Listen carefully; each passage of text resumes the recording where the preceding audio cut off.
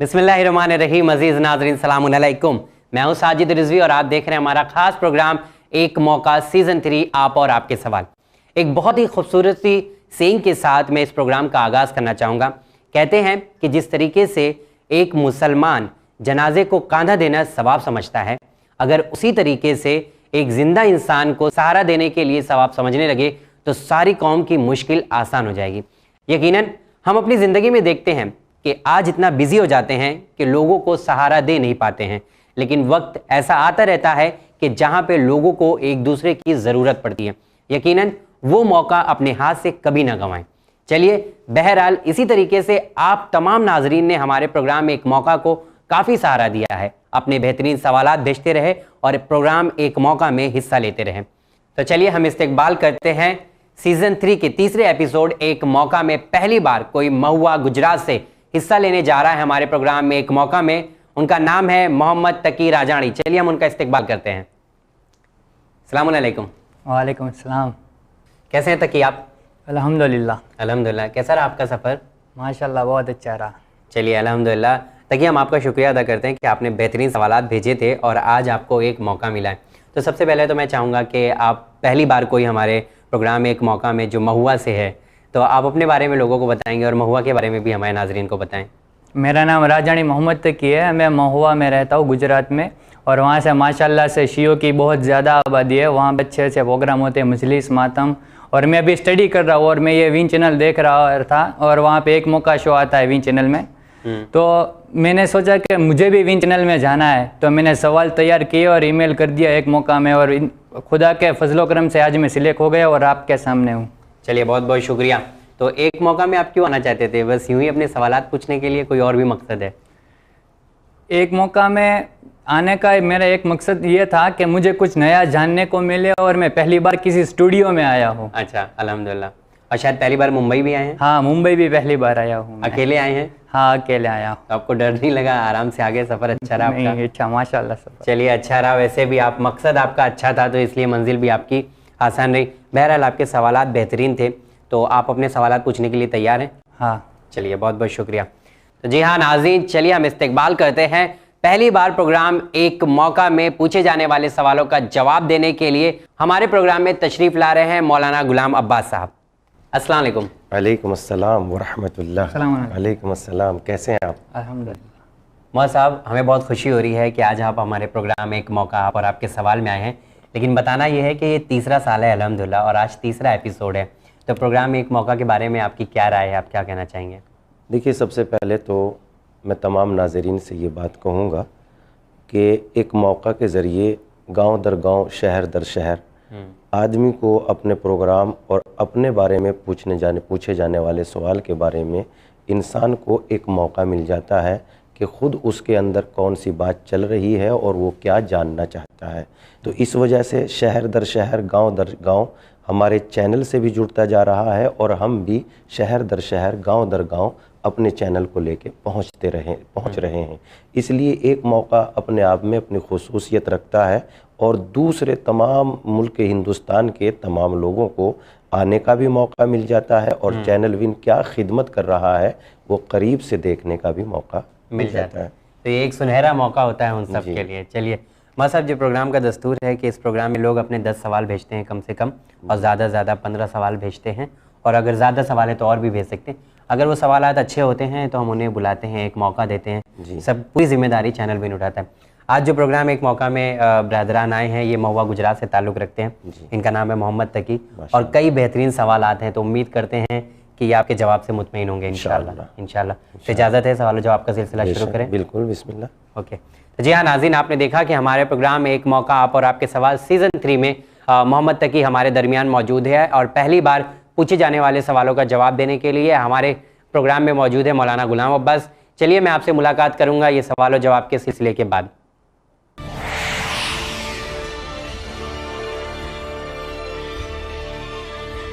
बिस्मिल्लाहिर्रहमानिर्रहीम। चलिए मौलाना साहब, मैं पहला सवाल आपसे करता हूँ कि किसी के ऐब नहीं खोलने चाहिए।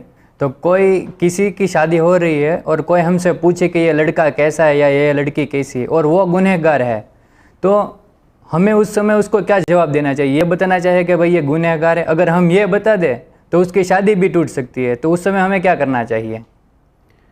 اعوذ باللہ من الشیطان الرجیم، بسم اللہ الرحمن الرحیم، الحمد للہ الذی انزل الفرقان علی عبدہ لیکون للعالمین نذیرا، والصلاة علی من جعلہ شاہدا ومبشرا ونذیرا وداعیا الی اللہ بإذنہ وسراجا منیرا، وعلی آلہ الذین اذھب عنہم الرجس اہل البیت وطہرہم تطہیرا، اما بعد۔ اس سلسلے میں جو آپ نے پہلا سوال کیا ہے، لوگوں کے عیبوں کو بیان کرنا، یا کسی کے پوچھنے پر کہ بھائی ایک لڑکی اور ایک لڑکے کی شادی کا سلسلہ ہے اور وہاں پر بات آتی ہے ہمارے متعلق کہ وہ ہم سے مشورہ لینا چاہتے ہیں۔ ایسی کچھ جگہوں کو اسلام نے معین کیا ہے جہاں پر صاف ستھری بات انسان کو بتا دینے میں کوئی حرج نہیں ہے، لیکن غیبت خود ایک اتنا بڑا چیپٹر ہے جسے قرآن اور حدیث کی روشنی میں پیش کیا گیا ہے کہ انسان کی یہ عادت نہ بن جائے یا انسان یہ نہ سمجھ لے کہ ان جگہوں پر عیب بیان کرنے کو اسلام نے جائز قرار دیا ہے تو انسان ہر جگہ پر اس کو بیان نہ کرتا پھرے، اس لیے کہ دوسروں کی بھی عزت و آبرو ہے اور دوسروں کی بھی سماج اور معاشرے میں بہرحال ایک حقیقت پائی جاتی ہے، اور اگر یوں دیکھنے کے لیے جائیں تو دنیا میں کوئی ایسا نہیں ہے جو بے عیب نہ ہو، دنیا میں کوئی ایسا آپ کو مل نہیں سکتا جو بے عیب نہ ہو۔ عیب تو بہرحال، گناہ تو بہرحال سب میں پائے جاتے ہیں، ہاں کسی کے گناہ زیادہ ہیں، کسی کے گناہ کم ہیں۔ اگر ان گناہوں کی ایسی عادت پڑ گئی ہے کہ اب وہ ان گناہوں سے باہر نکل ہی نہیں سکتا تو پھر تو وہ تو اتنے ایسے ظاہر ہو گئے ہیں کہ جو پردے میں رہ ہی نہیں گئے، لہذا جو بالکل ظاہر ہو گئے ہیں اور سماج اور معاشرے میں سب کو پتہ ہے، ان کو بیان کرنے میں کوئی گناہ نہیں ہے، سب کو خبر ہے۔ جیسے ایک محلے میں پڑوس میں کوئی رہتا ہے، کسی کا گھر ہے، مطلب سب کو معلوم ہے کہ اس آدمی نے فلاں آدمی پر ظلم کیا ہے، اب اس کے بارے میں یہ کہنا کہ فلاں آدمی پر ظلم کیا گیا تھا، اس میں کوئی عیب نہیں ہے۔ لیکن اگر گناہ پردے میں پڑا ہوا ہے یا اس کی عادت نہیں تھی، بس بعض موقع پر ایک وقتاً فوقتاً گناہ ہو گیا، اس نے جو ہے عادت کے طور پر، یا یہ بھائی کہ وہ جو ہے بہت زیادہ اس گناہ میں بہت مشہور ہو گیا، ایسا نہیں ہے، بلکہ ایک گناہ سامنے آیا، نفس نے اس کی طرف اس کو مائل کر دیا، ایک گناہ وہ کر بیٹھا، اگر اس کے گناہ وہ پردے میں پڑے ہوئے ہیں تو پھر وہاں پر ظاہر کرنا بالکل بھی جائز نہیں ہے۔ گناہ اور یہ غیبت اور عیبوں کا بیان کرنا، اس سلسلے میں اسلام نے بالکل بھی اجازت نہیں دی ہے، یہاں تک کہ پیغمبر اسلام صلی اللہ علیہ وآلہ وسلم سے کسی نے سوال کیا، یا رسول اللہ غیبت یعنی عیب کے بیان کرنا کس کو کہتے ہیں؟ تو پیغمبر اسلام نے فرمایا وہ چیز جس کو دوسرا اپنے بارے میں یہ پسند نہ کرتا ہو کہ وہ ظاہر ہو جائے، اس کا ظاہر کرنا بہرحال گناہ ہے۔ تو اس اعتبار سے اگر گناہ پردے میں پڑے ہوئے ہیں تو ان کو چھیڑنے کی ضرورت نہیں ہے۔ امام علی علیہ السلام کے متعلق ایک کتاب ہے جس کو قضائے امیر المومنین علیہ السلام کا نام دیا گیا ہے، اس میں امام علی علیہ السلام کے فیصلے ہیں۔ ایک ایسی مرد یا عورت ایک سامنے، ایک ایسا مقدمہ امام کے سامنے آیا قضیہ جس میں امام نے جو ہے سنسار کرنے کا حکم دے دیا۔ اب جب یہ حکم دیا تو لوگ اس کو سزا دینے کے لیے گئے امام کے زمانے میں، لیکن اس وقت امام علی علیہ السلام نے اعلان کیا اس کو سزا دینے کا حقدار وہ ہے جس نے کبھی کوئی ایسا گناہ نہ کیا ہو، لہذا سب کے سب واپس ہو گئے۔ پھر امام حسن علیہ السلام اور امام علی علیہ السلام نے اس کو سزا دی۔ یہاں سے یہ بات ثابت ہوتی ہے کہ کوئی بھی گناہ سے بچا ہوا نہیں ہے، بس ایک ہی بات رہ جاتی ہے کہ اگر گناہ اس کے دبے ہوئے ہیں تو انہیں ظاہر کرنے کی ضرورت نہیں ہے، لیکن ہاں اگر وہ اتنا گناہ گار ہے کہ سماج اور معاشرے میں بے ایمانی عام ہو چکی ہو، گناہ گاری، عیاری و مکاری عام ہو چکی ہو، اور صلاح و مشورہ کرنے والا آپ پر یقین رکھتا ہے تو پھر صلاح اور مشورے دینے میں کوئی عیب نہیں ہے۔ اب یہ مسئلہ سماج اور معاشرے میں بہت سامنے آتا ہے کہ ایک لڑکا ہے جس کی شادی کہیں کسی جگہ پر لگ رہی ہے، یا ایک لڑکی ہے جس کی شادی کسی لڑکے سے لگ رہی ہے۔ अगर वो गुनाह जो बिल्कुल ज़ाहिर हो गए हैं और अब वो गुनाहों को गुनाह ही नहीं समझ रहे, इतने ऐब उनमें पैदा हो गए हैं कि अब वो गुनाहों को खुल्लम खुल्ला अंजाम दे रहे हैं, तो फिर उनको बयान करने में कोई हर्ज नहीं है।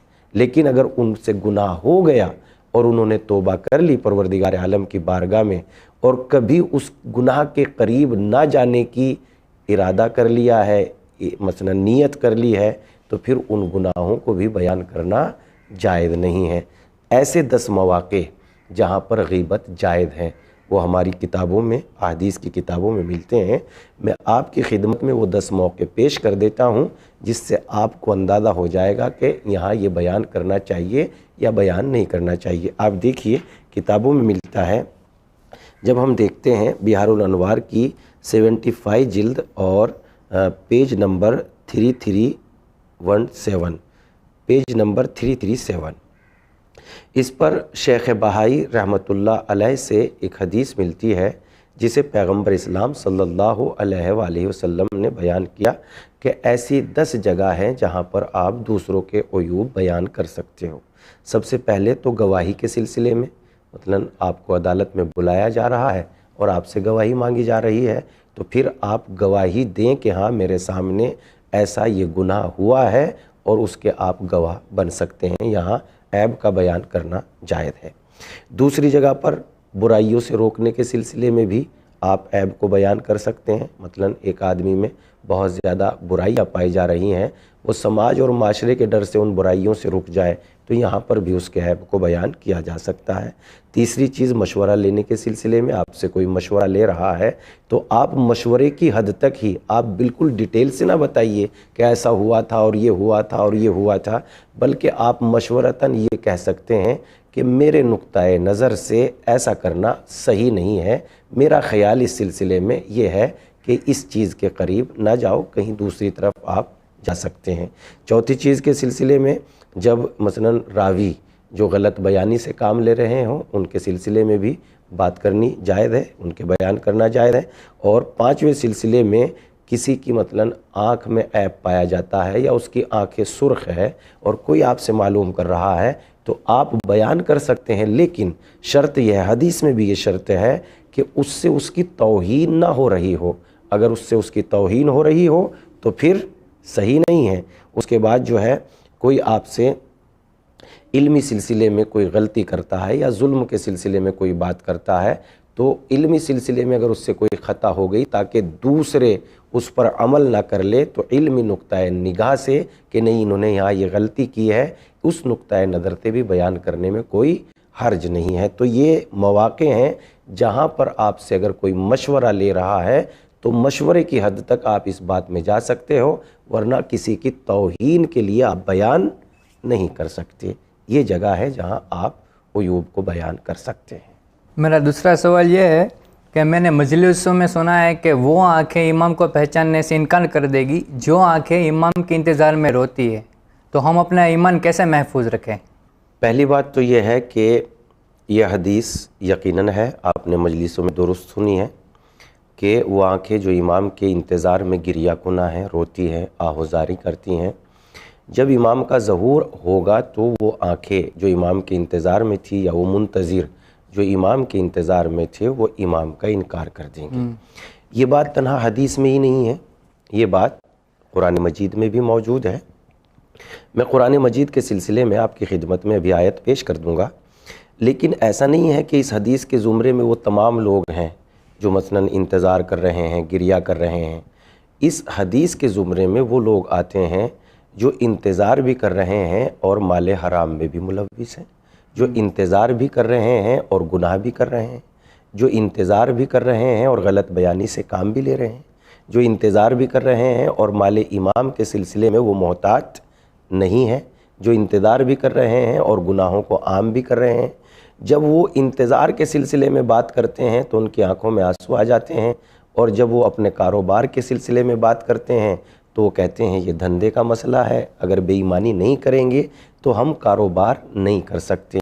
तो इससे मुराद सब नहीं है, इससे मुराद वो लोग हैं जो दीन को कारोबार के एतबार से इस्तेमाल करते हैं, اور جب دین کو کاروبار کے اعتبار سے استعمال کرتے ہیں، مثلا شریعت نے کہا ہے کہ سود لینا حرام ہے، لیکن ان کا پورا کاروبار ہی سود لینے کا ہے، اور اس کے بعد امام کے انتظار میں بھی ایسے لوگوں کا آپ سے سابقہ پڑا ہوگا، اور میں بھی بہت سارے لوگوں سے ایسے مثلا بات کرتا ہی رہتا ہوں، اور اس پہ بہت دیر تک بات ہوتی ہی رہتی ہے کہ آج تو یہ بزنس کا روپ اختیار کر گیا ہے، آج تو یہ مسئلہ ہو گیا ہے، امام کے انتظار میں بھی ہے اور سود لے رہے ہیں، جبکہ شریعت نے قطعی طور پر، یا یہ کہیے کہ کوئی عہدیدار ہے اور امام کا بے پناہ چاہنے والا ہے، جب امام کا نام آتا ہے کھڑا بھی ہو جاتا ہے، سر پہ ہاتھ بھی رکھتا ہے، اور بے پناہ اجل اللہ فرجہ الشریف کا نعرہ بھی بلند کرتا ہے، مگر جب رشوت کا موقع آتا ہے تو رشوت لینے سے پرہیز نہیں کرتا۔ تو ان سے مراد یہ نہیں ہے کہ سب لوگ انکار کر دیں گے، سب لوگ نہیں، بلکہ جو پرہیزگار ہیں وہ پرہیزگار ہیں، اور جو پرہیزگار نہیں ہے وہ پرہیزگار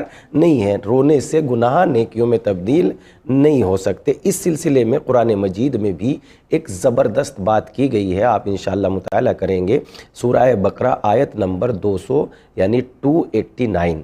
اس سلسلے میں ایک بڑی داستان بیان کی گئی ہے پیغمبر اسلام صلی اللہ علیہ وآلہ وسلم سے متعلق۔ رسول اللہ صلی اللہ علیہ وآلہ وسلم بھی ایک زمانہ وہ تھا کہ بشارت دینے والوں نے اللہ کے نبی کے آنے کی بشارت دی، جیسا کہ جناب عیسیٰ علیہ السلام نے بشارت دی کہ میرے بعد بھی ایک نبی آئے گا اسمہ احمد، جس کا نام احمد ہوگا۔ یہ بشارت لوگ کتابوں میں بھی موجود تھی اور لوگ ان کے آنے کے انتظار میں تھے۔ اب قرآن مجید سورہ بقرہ آیت نمبر 289 میں اس پوری تفصیل کو بیان کرتا ہے کہ ان کے پاس فقط انتظار رہ گیا کہ جب قریش لوگوں کو ستاتے تھے، اور یہ لوگ جو ہے جو انتظار میں تھے، کیونکہ جن کے پاس آسمانی کتابوں کی خبریں تھیں، وہ جانتے تھے کہ نبی آخر آنے والے ہیں، تو وہ باہر جنگلوں میں چلے جاتے تھے، اور جب جنگلوں میں چلے جاتے تھے تو وہ انتظار کرتے تھے اور دعا کرتے تھے اس کو بھیج دے جس کا وعدہ جناب عیسیٰ علیہ السلام نے کیا ہے، تاکہ ہم عزت و آبرو کے ساتھ زندگی گزاریں۔ مگر اس کے بعد قرآن مجید کہتا ہے یہ فقط انتظار تو ان کے پاس رہ گیا، لیکن ان کے پاس وہ تعلیم نہ رہی جو جناب عیسیٰ علیہ السلام دے کے گئے تھے۔ سود خوری ان میں پیدا ہو گئی، حرام غذائیں کھانے لگے، دوسرے تمام عیوب، زناکاری، عیاری و مکاری، تمام عیوب ان میں پیدا ہو گئے۔ جب ان میں تمام عیوب پیدا ہو گئے، اب قرآن مجید اس سلسلے میں کہتا ہے کہ جب وہ پیغمبر آ گیا جس کو یہ ایسے جانتے تھے جیسے باپ اپنے بیٹوں کو جانتا ہے، جب وہ پیغمبر آ گیا تو ما عرفوا کفروا بہ فلعنۃ اللہ علی الکافرین، یہی لفظ ہے قرآن مجید میں، جس کو یہ پہچانتے تھے اسی کا انکار کر بیٹھے، بس پروردگار عالم کی لعنت ہو انکار کرنے والوں پر۔ تو سب لوگ نہیں جو انتظار میں تھے، وہ سب نہیں تھے، بلکہ وہ لوگ تھے پیغمبر جب ان کے درمیان میں آئے جو انتظار کر رہے تھے، تو یہ لوگ پیغمبر کا انکار کر بیٹھے۔ انکار کا سبب کیا بنا؟ انکار کا سبب یہ بنا کہ یہ لوگ سود خوری کے عادی ہو چکے تھے، اور پیغمبر کا سب سے پہلا پیغام ہی یہ تھا، سود خوری کو چھوڑ دو، حرام غذاؤں کو ترک کر دو، نفس کا قتل نہ کرو۔ اور قرآن مجید کے سورہ اعراف میں بہت ساری 8 آیات ہیں، ان کا آپ مطالعہ کریں گے، جس میں وہ ساری باتیں پیغمبر اسلام نے بیان کی۔ لا تقتلوا نفس التی حرم اللہ الا بالحق، جس پروردگار عالم دیکھو محترم نفس کو قتل نہ کرو، اپنے ایک رزق کے وجہ سے اولادوں کو قتل نہ کرو۔ یہ ساری باتیں تعلیم دی جب پیغمبر اسلام نے، تو ان کے یہاں تو یہ سارے عیوب پیدا تھے، لہذا یہ جو ہے ان عیوب کو تو چھوڑ نہ سکے، لہذا انہوں نے پیغمبر اسلام کا ہی انکار کر دیا۔ اب قرآن کہتا ہے ما عرفوا کفروا بہ۔ اسی طریقے سے جب ہمارے آخری امام اجل اللہ فرجہ الشریف آئیں گے تو سورہ عہد میں بھی آپ پڑھتے ہیں کہ وہ دین کی تجدید کریں گے۔ دین کی تجدید کا مطلب کیا ہے؟ ان کے آنے سے پہلے بے دینی دین کی جگہ لے لے گی، اور جب بے دینی دین کی جگہ لے لے گی، جب وہ آئیں گے تو یہ کہیں گے یہ دین نہیں ہے، ہم تو اسی کو دین سمجھ رہے تھے، تو ہم جو انہی کو دین سمجھ رہے تھے وہ ان کا انکار کر دیں گے کہ یہ وہ امام نہیں ہے جن کو ہم چاہتے تھے۔ تو یہ حدیث جو آپ نے سنی ہے اس طریقے سے اس کی وضاحت ہو جاتی ہے۔ امام کے لشکر میں جانے کے لیے اعمال ضروری ہے ہمارے پاس، مگر میں نے مجلسوں میں یہ بھی سنا ہے کہ ہمیں تلوار بازی اور گھوڑے سواری بھی اور باقی کے جنگی فرائض بھی سیکھنے ہوگے، تو کیا یہ صحیح ہے؟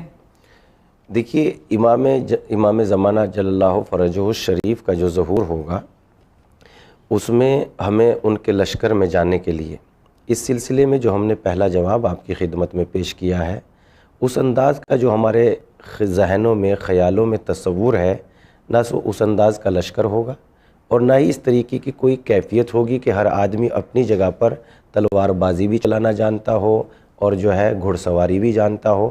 ایسی کوئی شرط نہیں ہے امام کے لشکری میں شامل ہونے کے لیے، ایسے کوئی شرائط نہیں ہے، بلکہ ہاں اگر شرائط ہیں تو وہ وہی شرائط ہیں کہ امام کا وہ راستہ جو پیغمبر اسلام شریعت کی شکل میں لے کے آئے ہیں، اس شریعت کے راستے پر ہم عمل کریں۔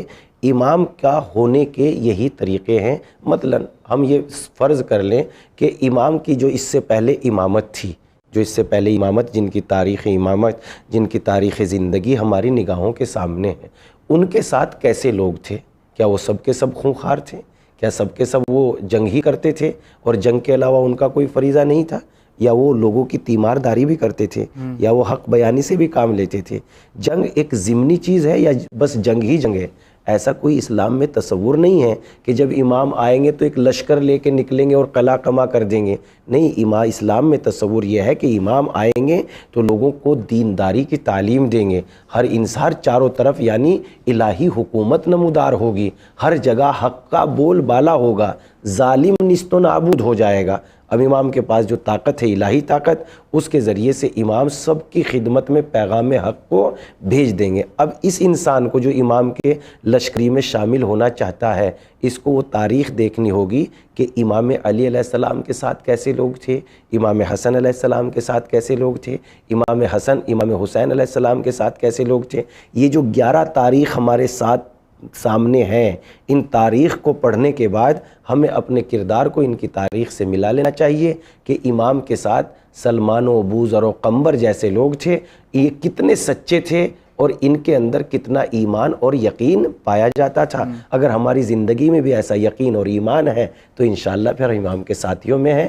یہاں تک کہ حکومت حق کے قائم ہونے کے انتظار میں اگر ہم یہ چاہتے ہیں کہ حق کی حکومت قائم ہو جائے تو بھی پھر وہ امام کے ساتھیوں میں ہے۔ جیسا کہ ایک حدیث میں آیا ہے، امام جعفر صادق علیہ السلام سے کسی نے معلوم کیا، فرزند رسول اگر کوئی شخص امام کی حکومت اور حکومت حق کے ظہور کے لیے انتظار میں ہو اور اس کے دل میں یہ بات ہو کہ حکومت حق قائم ہو جائے تو پھر اور وہ انسان دنیا سے چلا جائے تو پھر وہ کس کیفیت میں ہے؟ تو امام نے فرمایا اگر کوئی انسان حکومت حق یعنی الہی حکومت جس میں کسی پر کوئی ظلم نہ ہو، اگر ایسی حکومت کے قائم ہونے کے انتظار میں ہے اور یہ انسان دنیا سے رخصت ہو جاتا ہے، پھر امام نے فرمایا وہ ایسا ہے جیسے ہمارے قائم کے ساتھ وہ موجود ہے، بلکہ اس نے رسول اللہ صلی اللہ علیہ وآلہ وسلم کی رکاب میں حکومت حق کے قیام کے لیے کوششیں کی ہوں، محنتیں کی ہوں، گویا وہ ایسا ہے۔ مگر لفظ کو دھیان میں رکھیے، امام نے کیا کہا؟ حکومت حق کے قیام کے لیے، یعنی باطل نیست و نابود ہو جائے اور حق کی حکومت قائم ہو جائے۔ یہ بہت بڑی وضاحت طلب ہے یہ بات، یعنی اس چیز کو ہر انسان نہیں سمجھ سکتا اور ہر انسان دل میں یہ تمنا بھی نہیں کر سکتا کہ حق کی حکومت قائم ہو جائے۔ اگر حق کی حکومت قائم ہونے کا انتظار ہے آپ کے دل میں تو پھر ذرے کے برابر بھی اگر آپ کے پاس مال غلط ہے اس کو ادا کر دیجئے، تب آپ کہلائیں گے حقیقی وہ انتظار کرنے والے جس کے دل میں حکومت حق کے قائم ہونے کا انتظار ہے۔ آپ کہہ رہے تھے کہ جنگی تصور نہیں ہے، میں اس جنگ کی بات نہیں کر رہا ہوں کہ امام آئے کہ تو سب کے گلے کاٹ دے گے، نہیں، میں وہ کہہ رہا ہوں کہ جو کربلا میں جو دشمن تھے اس جنگ کی بات کر رہا ہوں، اور ہماری وہ ویش ہونی چاہیے کہ ہر شیعہ کی ویش ہونی چاہیے کہ میں مولا حسین کے قاتلوں کا بدلہ لوں، میں اس جنگ کی بات کر رہا ہوں۔ جی تو میرا سوال وہی تھا کہ کیا ہم یہاں پہ بزدل رہتے ہیں تو کیا وہ جنگ میں ہم پارٹیسپیٹ کر پائیں گے؟ دیکھیے، وہ انسان کے اپنے اعمال اور اس کی کیفیت کے اوپر ہے۔ اگر اس میں وہ اعمال پائے جا رہے ہیں تو یقیناً کر پائیں گے، اور اگر نہیں پائے جا رہے ہیں تو نہیں کر پائیں۔ میرا 5واں سوال یہ ہے کہ ہم استخارہ دیکھتے ہیں، اس لیے دیکھتے ہیں کہ یہ کام کرے یا نہ کرے، مگر ہم استخارہ اس لیے دیکھ سکتے ہیں کہ یہ کام سکسیس ہوگا یا نہیں۔ مثلا میں کوئی پروڈکٹ بنا رہا ہوں، پروڈکٹ تو بن چکی ہے، اس سے پہلے میں نے استخارہ نہیں دیکھا، لیکن وہ پروڈکٹ میں مجھے پروفٹ ملے گا یا نہیں، اس کے لیے ہم استخارہ دیکھ سکتے ہیں۔ دیکھیے، استخارے کا جو ہمارے یہاں کانسیپٹ ہے یا استخارے کے سلسلے میں ہم نے جو اپنے दिमाग में राय कायम कर ली है कि मैं ये इस्तिखारा देखूं कि इसमें मुझे फ़ायदा मिलेगा या नहीं मिलेगा, तो ये हम इस सिलसिले में ये बात ही हमारे जहन में अच्छी नहीं है और इस्तिखारे का ये मतलब नहीं है कि मुझे ये मैं इस बस में बैठूं कि नहीं बैठूं, अगर मैं इसमें बैठ जाता हूं तो क्या मैं मंजिल तक पहुंचूंगा कि नहीं पहुंचूंगा। तो ये कोई बात नहीं है, मैं इस जहाज़ में उड़ूं कि ना उड़ूं, मैं इसमें जाऊं कि नहीं जाऊं, मैं इसमें एक मौका में आऊं कि नहीं आऊं। फ़र्ज़ करो आप एक मौका में आने के लिए ये सोचते कि मैं इस्तिखारा देख लूं कि एक मौका में सवालात भेजूं कि नहीं भेजूं, मन आ जाता है इस्तिखारा, तो आप क्या करते हैं? इस्लाम ने इस्तिखारे से इस्तिखारे का हुक्म दिया है। इस्तिखारे का मतलब ये होता है कि आप पहले मशवरा करें, आप जो उस काम के महारत रखने वाले लोग हैं उनसे सलाह व मशवरा करें, उनके सामने बैठे अपने उस इलाके के हालात और कैफियत को जांचें। मतलब आपने इस्तिखारा देख लिया कि मैं जो हूँ एक पत्थर की आँख बनाने वाला हूँ, उसका ज़माना ही नहीं है, और इस्तिखारे में आ गया कि हाँ आप देख लीजिए, ठीक कर लीजिए। तो इस्तिखारे का मतलब ये नहीं है कि हम कहीं भी उठाएं और इस्तिखारा देखना शुरू कर दें, बल्कि इस्तिखारे का मतलब ये है जहाँ इंसान की अक्ल काम ना कर रही हो, जहाँ दूसरे मशवरे देने वाले भी फेल हो गए हों, वहाँ इंसान को अल्लाह की राय ले लेनी चाहिए। ये तो है इस्तिखारे का मतलब।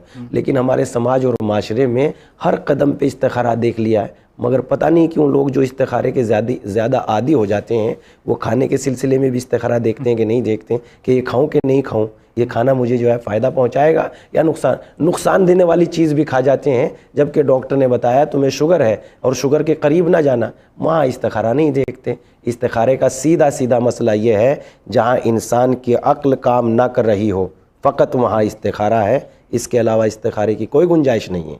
मेरा ये सवाल है कि कुछ लोग कहते हैं कि इंतज़ार करो सब ठीक हो जाएगा, ज़माना बदलता रहता है, जुल्म बढ़ता जा रहा है, तो इमाम का इंतज़ार करो सब ठीक हो जाएगा, लेकिन वो लोग सिर्फ इंतज़ार ही करते हैं, कुछ अमल नहीं करते हैं, तो वो समझाइए। चश, ये सिर्फ जमा खर्च है, ज़बानी बात है कि इंतज़ार करो सब ठीक हो जाएगा, और वो लोग इंतज़ार कर रहे हैं। मैं आपसे एक बात मालूम करता हूँ, आप किसी ट्रेन के इंतज़ार में हैं, तो ये इंतज़ार आपको अपने घर पे बैठ के करना पड़ेगा कि आपको प्लेटफॉर्म तक आना पड़ेगा? प्लेटफॉर्म तक आना पड़ेगा। अब ये बताइए, जिधर से ट्रेन आ रही है आपका रुख किधर होता है? आप जिधर जाते हो उधर देखते हो ऐसे करके के, या जिधर से ट्रेन आ रही है उधर देखते हो? जिधर से ट्रेन आ रही है आप उधर ही देखते हो। तो ये यहाँ से अपने घर से निकलकर प्लेटफॉर्म तक आना, ये अमल के बगैर आप प्लेटफॉर्म तक आ गए हैं या घर बैठे आप प्लेटफॉर्म तक आ गए हैं? वो लोग जमा खर्च के अलावा जो कहते हैं कि इंतज़ार करो सब ठीक हो जाएगा और अमल नहीं करते, ये फ़कत बातें हैं। इंतज़ार का मतलब ही ये है कि इंसान को अमल करना चाहिए, इसलिए कि अमल, इंतज़ार क्या है, इंतज़ार किसको कहते हैं? इंतज़ार का मतलब ये होता है कि वो हालत जो परेशानी की हालत हो, इंसान उससे निकलकर राहत की हालत में कदम रखे। जैसे मसलन बीमार को शिफा का इंतज़ार है, बीमार को जब शिफा का इंतज़ार है तो ये बीमारी के लिए ताकि मुझे शिफा मिल जाए, ये दवाई खाएंगे कि नहीं खाएंगे, ये इलाज करेंगे कि नहीं करेंगे, ये डॉक्टर के पास जाएंगे कि नहीं जाएंगे। तो जिस तरीके से बीमार को ये इंतज़ार है कि उसको शिफा मिल जाए और इस शिफा को हासिल करने के लिए उसको दवाई का खाना ज़रूरी है, इसी तरीके से हर मुंतज़िर को जिसको इंतज़ार है कि इमाम का ज़हूर हो जाए, तो बिला अमल जो है इमाम का ज़हूर नहीं होगा। यहाँ तक कि हमें इंतज़ार के लिए हमें अमली दुनिया में कदम रखना होगा। और जब इमाम से पूछते हैं कि आप जल्दी से तशरीफ़ ले आइए, ऐसे वाक़यात मिलते हैं, एक इंसान के दिल में ये तमन्ना पैदा हो गई कि मैं मौला से मुलाकात करना चाहता हूँ। जब उसके दिल में मुलाकात की तमन्ना पैदा हुई, दर जगह जगह इधर उधर बहुत उसने तलाश किया, मगर कहीं इमाम से मुलाकात नहीं हुई। कुछ इस तरीके से एक मर्तबा उसको कहा कि एक चाबी ताले वाला है, वहाँ पर तुम जाना, वहाँ से तुम्हें इमाम से मुलाकात हो जाएगी। वो बहुत खुश हुआ। उस चाबी ताले वाले के पास वो शख्स बैठा इमाम के इंतज़ार में। इमाम वहाँ पर मौजूद थे, मगर ये हमारी अक्लों और हमारी आँखों पर पर्दा पड़ा हुआ होता है कि हम इमाम को पहचान नहीं पाते। लिहाजा एक बूढ़ी ज़ईफ़ा औरत उस शख्स के पास आई जो चाबी ताले का काम जानता था। उसने कहा कि मैं ये ताला बेचना चाहती हूँ और मुझे इसका मतलब 1 दिरहम चाहिए। उस ताले वाले ने कहा कि नहीं, इसकी कीमत तो 2 दिरहम है और मैं तुम्हें 2 ही दिरहम दूंगा। उस औरत ने कहा कि अगर आप मजाक कर रहे हैं तो मजाक ना कीजिए, मुझे तो 1 दिरहम इसकी कीमत भी नहीं मिल रही, आप कह रहे हैं कि 2 दिरहम दें। कहा नहीं, इसकी कीमत 2 ही दिरहम है, मैं मजाक नहीं कर रहा हूँ, आप लेना चाहते हैं तो ले लीजिए। कहा ठीक है, बहुत अच्छा। उसने 2 दिरहम उठाए और इस ज़ईफ़ा को दे दिए। एक शख्स वहाँ और बैठा हुआ था, उसके अलावा जो इमाम को तलाश कर रहा था, उसके अलावा एक शख्स और बैठा हुआ था। उसने इशारा करके कहा कि ऐसे बन जाओ, फिर हमें ढूंढने की ज़रूरत नहीं है, हम खुद तुम्हारे पास चले आएंगे। मेरा ये 7वां सवाल है कि इमाम ज़मान अलैहिस्सलाम की शहादत होगी तो वो एक जुल्म हुआ, तो उसका बदला कौन लेगा? तो आपने ये मान लिया कि क़यामत नहीं आएगी? क़यामत तो आएगी ना। तो फिर क़यामत में खुदावंद आलम बदला ले लेगा। मेरा सवाल ये है कि उलमा इकराम बार बार ये कहते हैं कि नमाज को इबादतन पढ़ो, आदतन ना पढ़ो, तो कौन सी इबादतन है और कौन सी नमाज आदतन है? और मैंने ये भी सुना है कि नमाज को आदत के तौर पे आदत बना लो, नमाज तुम्हारी जाए ना, तो ये समझाइए मुझे। इस सिलसिले में पहली बात तो हम आपकी खिदमत में ये अर्ज़ करते हैं कि वाक़ईन इबादत वही फ़ायदा पहुँचाएगी जो इबादत है, आदत नहीं है। इस सिलसिले में एक हदीस भी है बहुत तवील इमाम ज़ैनुल आबिदीन अलैहिस्सलाम के बारे में कि अगर लोगों को समझना चाहते हो कि वो कैसे हैं तो उनकी इबादतों को ना देखना कि लंबे रुकू कर रहे हैं, कि सजदे कर रहे हैं, रातों को मुसल्ले पे खड़े रहते हैं। ये खड़ा रहना और लंबे तवील और सुजूद करना ये तो आदत की बुनियाद पे भी हो सकता है, लेकिन अगर उसको देखना है कि वो अच्छा आदमी है कि नहीं तो अमानतदारी में उसको पहचानो कि वो कैसा है। अब रही ये बात कि कौन सी नमाज आदत है और कौन सी नमाज इबादत है, इस सिलसिले में हम आपकी खिदमत में चंद एक रिवायतें पेश कर देते हैं जो आपको बखूबी अंदाज़ा हो जाएगा कि ये आदत वाली नमाज थी कि ये इबादत वाली नमाज थी। पहले तो हम ये देखें कि जब हम नमाज में मशगूल होते हैं तो क्या वाक़ईन हम नमाज में होते हैं कि तिजारत में होते हैं? पहला तो मसला ये है कि जब हम नमाज़ पढ़ते हैं तो वाक़ईन नमाज पढ़ते हैं कि हम वो होते हैं तिजारत में होते हैं, मार्केट में होते हैं, हिसाब जोड़ते हुए होते हैं कि किससे कितना लिया, किसको कितना देना है। और तब हमें पता चलता है जब पेश नमाज कहता है अल्लाहु अकबर, तब हमें पता है यार रुकू में जाने का टाइम आ गया है तो हम रुकू में जाने। तो अगर ऐसी नमाज है तो ये वाक़ईन आदत वाली है। अब इस सिलसिले में एक रिवायत है, मैं आपकी खिदमत में अर्ज़ करता हूँ। इमाम सज्जाद अलैहिस्सलाम ने इरशाद फरमाया कि तुम्हारी इबादतें वो इबादतें हैं जिनमें तुम्हें ये पता रहे कि तुम कह क्या रहे हो। तुम्हारी इबादतें वो इबादतें हैं जिनमें तुम्हें ये पता रहे कि तुम कह क्या रहे हो। मसलन आप अल्हम्दुलिल्लाह रब्बिल आलमीन कह रहे हैं मगर आपको ये पता ही नहीं कि आप क्या कह रहे हैं। आप समी अल्लाहु लिमन हमीदा कह रहे हैं, आपको ये पता ही नहीं कि आप क्या रहे हो। आप सुभान अल्लाह वल्हम्दुलिल्लाह वला इलाहा इल्लल्लाह वल्लाहु अकबर कह रहे हैं। तो इबादत अगर ये जो है फ़कत एक रटी हुई बात है और हम इसके मानी व मफ़ाहिम और हमें लज्जत इबादत बिल्कुल भी नहीं आ रही है, अज़मत परवरदिगार हमारे दिल में उतर ही नहीं रही है, तो इसका मतलब ये है कि एक समाज और एक आदत के तौर पर हम नमाज में खड़े हो गए हैं, हम वाक़ईन नमाज में खड़े नहीं हुए हैं। जब हमारी नमाज में खड़े होते हुए कैफियत बदल जाए, जैसा कि इमाम सज्जाद अलैहिस्सलाम से मुताल्लिक़ मिलता है कि जब इमाम पानी देखते थे वज़ू के लिए तो आप थर थर काँपने लगते थे।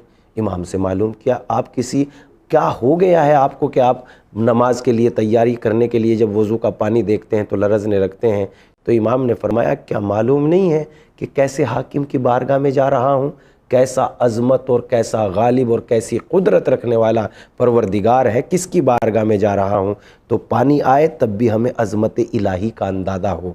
जब हम मुसल्ले की तरफ बढ़ रहे हैं, इस्लाम ने हर जगह पर दुआएं रखी हैं ताकि इंसान अज़मत इलाही को मद्दे नज़र रखे। जब हम मुसल्ले की तरफ बढ़ रहे हों इबादत के लिए तब भी, यहाँ तक कि जब 2 रकत नमाज पढ़ने का वक्त आता है तो उस वक्त हम मुकम्मल तौर पर अज़मत परवरदिगार और परवरदिगार आलम की बारगाह में अपनी ज़िल्लत का इकरार करते हुए परवरदिगार आलम की बारगाह में हाजिर हो जाएं।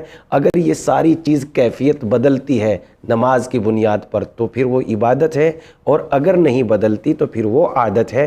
दलील ये है कुरान मजीद ने पेश की, इन्न सलात तन्हा अनिल फ़ाशाए वल मुनकर, बेशक के नमाज इंसान को बुराइयों से रोकती है। अगर इंसान बुराइयों से रुक रहा है तो इबादत है, अगर नहीं रुक रहा है तो जोर से कहिए आदत है। आदत है। मेरा आखिरी सवाल کہ ہم دو لوگوں کو دیکھ رہے ہیں، اس میں سے ایک صحیح ہے اور ایک غلط ہے، مگر ہمارے پاس اتنی اتھارٹی، اتنا پاور نہیں ہے کہ ہم غلط کو غلط کہہ سکیں اور ہم وہاں سے چپ چاپ چلے جائیں۔ ویسے ایک حدیث بھی ہے کہ ظلم اگر تم کر نہیں سکتے ہو، ظلم کے سامنے آواز نہیں اٹھا سکتے ہو، تم وہاں سے چلے جاؤ۔ تو وہاں سے چلے گئے ہم اور وہ ظلم ہوتا رہا۔ تو کیا یہی عادت امام آئے گے تب بھی برقرار رہے گی کہ بھائی امام کہتے رہے کہ بھائی تم ظلم مت کرو، تو ہم وہاں سے چپ چاپ وائٹ کالر بن کے چلے جائیں؟ کیا یہ عادت رہے گی امام آئے گے تب؟ اس سلسلے میں بھی ہم ایک حدیث امام علیہ السلام کی آپ کی خدمت میں پیش کر دیتے ہیں، جس سے آپ کو بخوبی اندازہ ہو جائے گا کہ یہ ظلم ہم نے کہا نہیں اور ظلم ہوتا ہم دیکھتے رہے، اس میں ہمارا شمار کس دائرے میں ہے؟ آپ غالباً یہی پوچھنا چاہتے ہو کہ ہمارا شمار کس دائرے میں ہے۔ سب سے پہلے تو آپ یہ جان لیجئے کہ حدیث میں آیا ہے، باب جہاد میں آپ میزان الحکمت میں بھی پڑھ سکتے ہیں اور اصول کافی میں بھی پڑھ سکتے ہیں، احادیث کی تمام کتابوں میں یہ حدیث درج ہے، جس میں امام نے فرمایا افضل الجہاد کلمۃ الحق عند سلطان الجائر، سب سے بڑا جہاد یہ ہے کہ آپ حق بات کہو ظالم بادشاہ کے سامنے، تو یہ انسان کے لیے سب سے بڑا جہاد ہے۔ لیکن ایسے حالات ہو جاتے ہیں کہ ہم ظلم ہوتا دیکھ رہے ہیں اور بول نہیں سکتے، میں بھی جانتا ہوں حالات میرے بھی سامنے ایسے ہیں، ہم مظلوم کو تڑپتا دیکھ رہے ہیں مگر اس کی مدد نہیں کر سکتے۔ اس سلسلے میں 3 کنڈیشن اور 3 کیفیت اور 3 حالات ہیں۔ ایک تو حالت یہ ہے کہ ہم اس ظالم کے ظلم کرنے پر راضی تھے، اگر ہم اس کے ظلم کرنے پر راضی ہیں تو ہمارا شمار اسی ظالم کے ساتھ ہوگا، جیسے کہ خداوند عالم نے جناب صالح کی قوم کی مثال دیتے ہوئے قرآن مجید میں بات واضح کی ہے کہ قوم صالح نے جناب صالح کی اونٹنی کو ایک آدمی نے قتل کیا تھا، مگر اللہ نے تمام لوگوں پر عذاب نازل کر دیا۔ کیوں؟ اس لیے کہ وہ قیدار کے ظلم کرنے پر راضی تھے اور اس کو برا نہیں سمجھ رہے تھے۔ تو اگر ہم اس کے ظلم کرنے پر راضی ہیں تو ہمارا شمار ظالم کے دائرے میں ہے، لیکن ہم وہ ظلم کر رہا ہے، لیکن ہم جو ہے اتنی طاقت رکھ رہے ہیں کہ زبان سے اس کی مذمت کر سکتے ہیں، تو اس کو بھی اسلام نے مجاہد قرار دیا ہے کہ یہ زبان کے اعتبار سے اس نے جہاد کیا ہے، اور یہ بھی جہاد کی ایک قسم ہے کہ اس نے ظلم کو روکا ہے اور ظالم کی اس نے مذمت کی ہے۔ تو امام نے فرمایا کہ یہ انسان کسی حد تک مظلوم کا ہمدرد ہے اور اسلام کے دائرے میں اس کا شمار ہوتا ہے، اسلام اس کو مجاہد سمجھتا ہے۔ دوسری ایک چیز یہ ہے کہ ہم ظلم ہوتا دیکھ رہے ہیں لیکن ہم زبان بھی نہیں کھول سکتے، اگر ہم زبان کھولتے ہیں تو ظلم کا دائرہ ہمارے اوپر بھی شکنجہ کسا جائے گا۔ اس وقت ہمارے دل کی کیفیت کیا ہے؟ کیا ہم دل سے اس کو پسند کر رہے ہیں یا دل سے ہم اس کی لعنت، مذمت، نفرت ہم دل ہی دل میں گھٹ رہے ہیں اور ہم ظالم سے نفرت کر رہے ہیں؟ ہمارے دل کی کیفیت کیا ہے؟ اگر ہمارے دل کی کیفیت نفرت ہے تو پھر بھی یہ انسان مرد ہے، اور امام نے کہا کہ یہ انسان جو ہے مجاہد ہے۔ تو انہی 3 کنڈیشنوں میں ہم اپنے آپ کو دیکھ لیں کہ ان تینوں کنڈیشنوں میں ہم کہاں ہیں۔ اگر ہم ظالم کے ساتھ مثلا اس کے ظلم سے خوش ہیں تو پھر ہم ظالم ہیں، زبان سے اگر ہم دفاع کر سکتے ہیں تو ہم زبان کے مجاہد ہیں، اور اگر ہم دل سے نفرت کر سکتے ہیں تو یہاں پر بھی ہم نے جہاد کیا ہے۔ لیکن جب امام زمانہ آ جائیں گے پھر ظالم کی اتنی اوقات نہیں رہ جائے گی کہ وہ ظالم یعنی مظلوم کو دبا سکے، پھر ہر انسان کو ہر بات حق بات کہنے کا حق ہوگا، اور کہنے والے کے اہل و عیال اور اس کے گھر پر کوئی حرف نہیں آئے گا۔ اس لیے اس زمانے کے حالات کچھ اور ہوں گے، آج کے حالات کچھ اور ہیں۔ مولانا صاحب بہت بہت شکریہ، اور میں آپ کے سارے جوابوں سے مطمئن ہوں، بہت کچھ جاننے کو ملا ہے، شکریہ۔ الحمدللہ، میں بھی آپ کی آمد پر آپ نے چینل ول میں حصہ لیا، ایک موقع میں سفر دور دراز کا کر کے آئے ہیں، زحمتیں اٹھائی ہیں، گرمی کا سفر ہے آپ نے برداشت کیا، میں بھی آپ کے آنے کو خوش آمدید کہتا ہوں، آپ کو سلام بھی کرتا ہوں کہ آپ نے حصہ لیا الحمدللہ، اور تمام ناظرین سے گزارش کرتا ہوں کہ بچوں میں حوصلہ پیدا کریں، دینی تعلیم کے سلسلے میں لوگ آگے بڑھیں، خصوصاً ہمارے نوجوان بچوں میں جب تک دین کے سمجھنے اور جاننے کا جذبہ پیدا نہیں ہوگا تب تک کچھ بات تبدیلی نہیں آئے گی۔ تو میں اپیل بھی کرتا ہوں اور اللہ سے دعا بھی کرتا ہوں کہ خداوند عالم ہم سب کو دین پر عمل کرنے اور دین کے جاننے کی توفیق عنایت فرمائے۔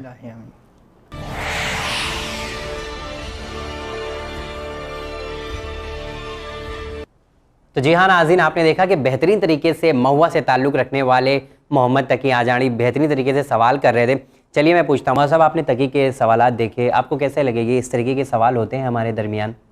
جی بالکل، ایک سماج اور معاشرے کی کسی جگہ پر کیا حیثیت ہے اور سماج اور معاشرے میں کیا چل رہا ہے، اس سے ان سوالات سے وہ تمام باتیں انسان کو پتہ چل جاتی ہے کہ کس سماج اور معاشرے میں کیا چل رہا ہے، اور اس اعتبار کے سوال اور جواب سے دوسرے لوگ بھی فائدہ حاصل کرتے ہیں اور ان کو بھی علم دین اور علم دنیا دونوں حاصل ہو جاتا ہے. اس لیے ان کے سوالات بہت عمدہ تھے، اور وہ سوال ایک معاشرے کی اصلاح کے لیے یقیناً بہت اچھے طریقے سے ہمارے تقی بھائی نے پیش کیے. اس سے سماج اور معاشرے کو فائدہ پہنچتا ہے. چلیے بہت بہت شکریہ. تقی، آپ پروگرام ایک موقع میں آئے، ہمارا اسٹوڈیو آپ نے دیکھا، پہلی بار آپ جو ہے ممبئی آئے، آپ کو اوور آل کیسا لگا؟ کیا میسج آپ دینا چاہیں گے؟ جو بھی نوجوان ہے میں اس کو یہ میسج دینا چاہتا ہوں کہ وہ آئے ممبئی اور ایک موقع شو میں اپنا حصہ لے، تاکہ یہاں پہ بھی جاننے کو ملے کہ کیا ہو رہا ہے سماج میں، اور اپنے سوالوں کے آسانی سے جواب لے سکتے ہیں. چلیے بہت بہت شکریہ. آپ پروگرام میں ایک موقع میں آئے تو میں یہ کہہ سکتا ہوں کہ آپ کو بہت اچھا لگا یہاں کر. جی بہت اچھا. چلیے بہت بہت شکریہ. صاحب جیسا کہ ہمارا دستور ہوتا ہے، جب بھی پروگرام میں ایک موقع میں کوئی پارٹیسپینٹ آتا ہے، حصہ لیتا ہے، تو ہم چاہتے ہیں کہ اپنی طرف سے ایک نشانی دئیے پروگرام کی. سو میں چاہوں گا کہ آپ اپنے ہاتھوں سے تقی کو دیں. ماشاءاللہ، الحمدللہ، آپ نے بہت اچھے سوال کیے، اور مہوا کو ایک بار پھر موقع ملا چینل ون پہ آنے کا، اور انشاءاللہ بار بار موقع ملے گا، اس لیے کہ آپ کی وجہ سے دوسروں میں بھی حوصلہ پیدا ہو. جی بالکل، بہت بہت شکریہ. صاحب آپ کا بہت بہت شکریہ. تقی آپ کا بھی بہت بہت شکریہ. Thank you. دوستو، زندگی میں بہترین موقع کبھی کبھی ملتا ہے. چینل ون کے ذریعے یہ پروگرام ایک موقع آپ اور آپ کے سوال سیزن 3 شروع ہو چکا ہے. آپ کے لیے ابھی بھی بہترین موقع ہے کہ آپ کے ذہن میں اگر اٹھ رہے ہیں سوال، تو سوالوں کو اپنے تک محدود نہ رکھیں، بلکہ ہمیں بھیج دیں. ہمارا ای میل ایڈریس ہے emwin786@gmail.com. زیادہ معلومات کے لیے آپ ہمیں فون بھی کر سکتے ہیں. ہمارا نمبر ہے 9619667578. یاد رہے، آپ کے ذریعے پوچھے جانے والے سوالات نہ جانے کتنے لوگوں کے سوال ہوں گے جو اس سے مطمئن ہو جائیں گے. زیادہ معلومات کے لیے لگاتار دیکھتے رہیے چینل ون. شکریہ. خدا حافظ.